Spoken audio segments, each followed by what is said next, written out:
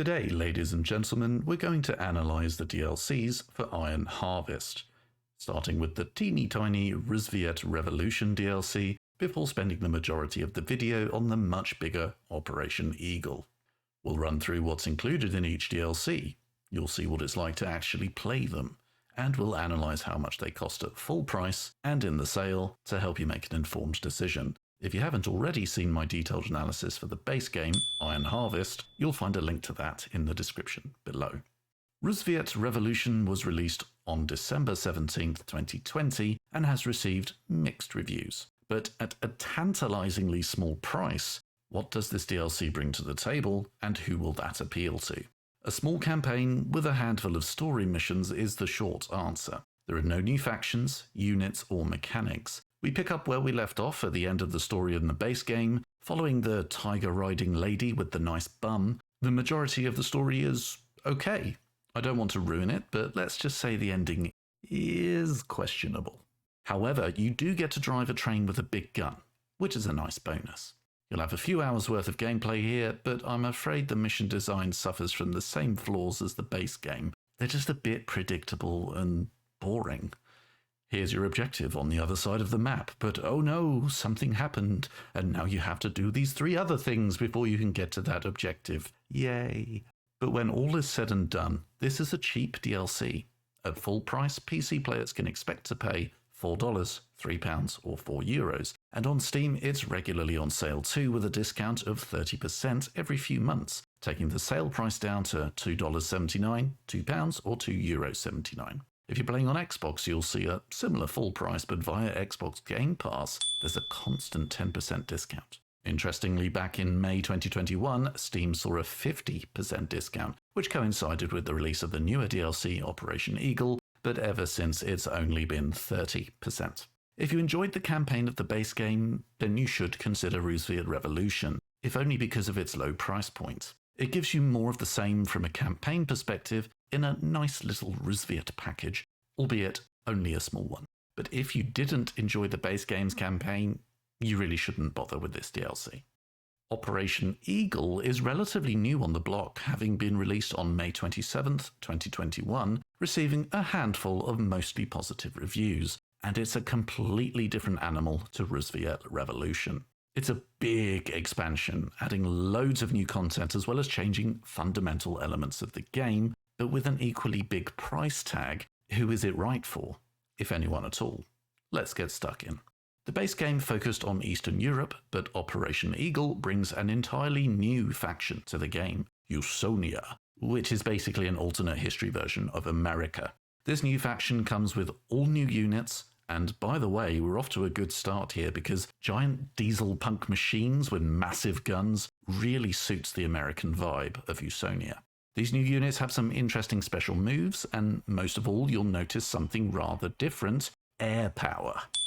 Usonia has a big focus on air power, but not only that, all of the other factions have received air units too. This obviously has a massive impact on the balance of the game, and you could argue it's a negative impact, but what these new flying units certainly do is make the game more interesting, more dynamic, if you will.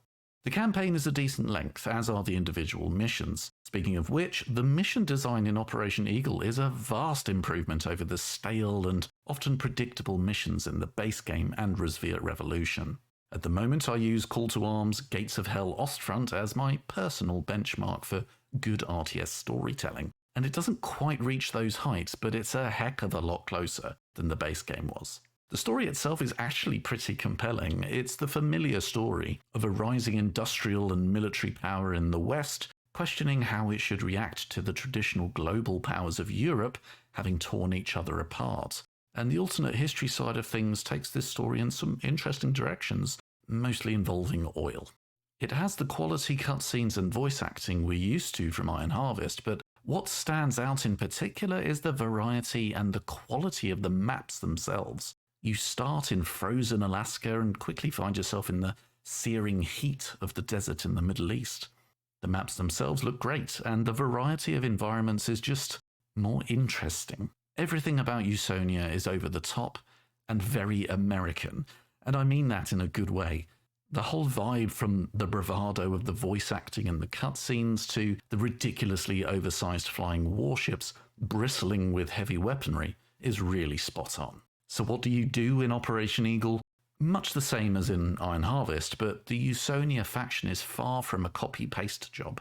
From invisible artillery to a flying aircraft carrier that uses bomb-wielding drone mechs, all of these units have interesting powers for you to activate at your leisure, and adding flying units to all of the factions alters the fundamentals for a game where cover has been so important.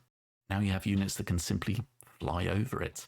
The biggest plus point of Operation Eagle is it raises the entire game up a level with the sheer amount of content that it brings.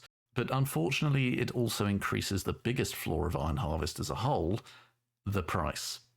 When the game first released, it was $50, and that was simply too much, though the price has since been reduced to $30 for the base game.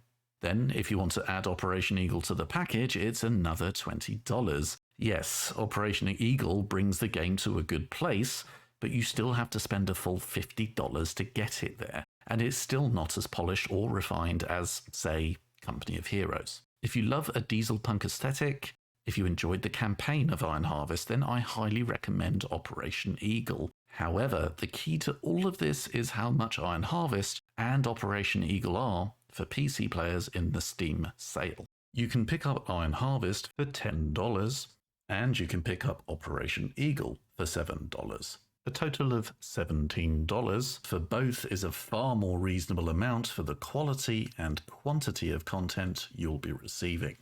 At this price point, the whole package should be considered by any RTS fan, but particularly Company of Heroes fans who are a bit bored and looking for something similar, but with a diesel punk twist and a decent story.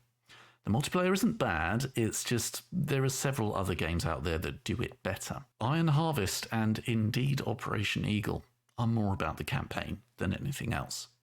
I've nothing against Iron Harvest, it was just too expensive at first.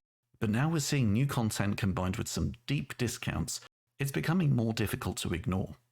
Whether it's the appeal of a decent story, a diesel punk themed alternate history, or just blowing shit up with heavy missiles fired from giant machines.